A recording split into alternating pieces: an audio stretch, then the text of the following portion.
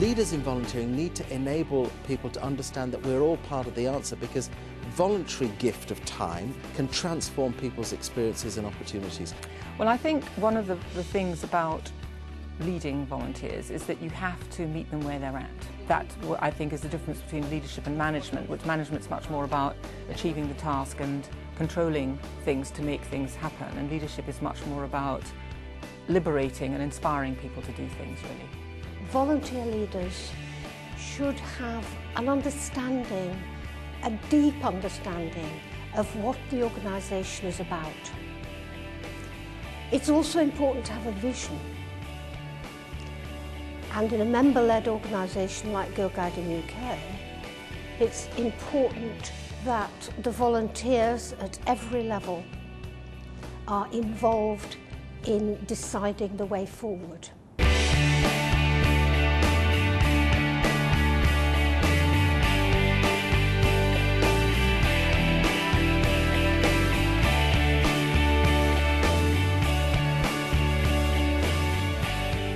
The essential ingredients for volunteering in the 21st century are being very clear about the kinds of things that you need to be done, and then have a conversation with the people who walk through the door and saying, and what is your heart's desire?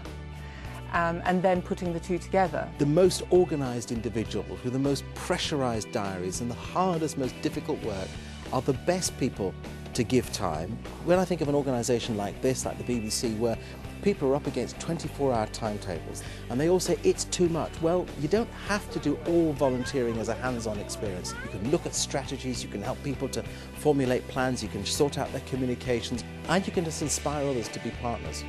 Another essential ingredient is that we must understand why people volunteer.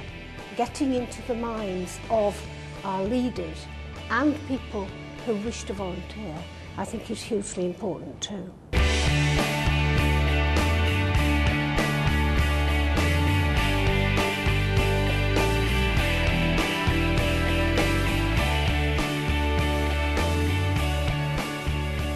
I always think the challenges of volunteering are actually much more to do with ridiculous rules about what people as volunteers can and can't do, because people are worried about job substitution or role changes and things like that.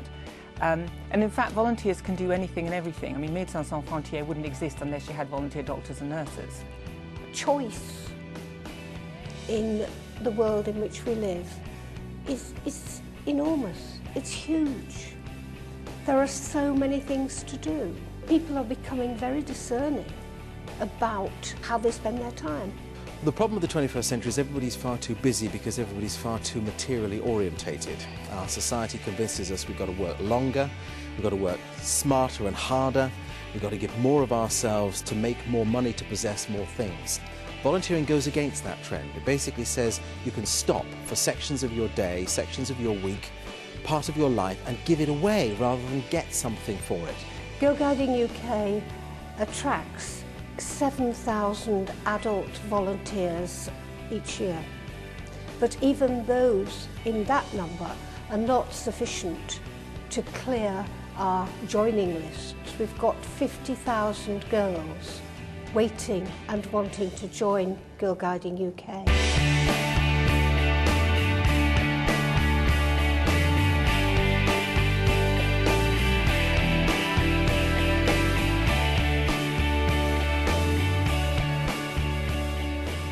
Most people would be very happy to put their hand up to volunteer. And the real promotion challenge to me is the creation of interesting opportunities and organisations not being ambivalent about embracing the gift that people have. We can't expect somebody to sign up at 18 to be a leader and carry on until she's 65. We've got to accept now bite-sized chunks of time. Promoting volunteering is about enabling the volunteer to know that it isn't all hard graft, to see it as a whole person experience from which you, the individual, grow immensely.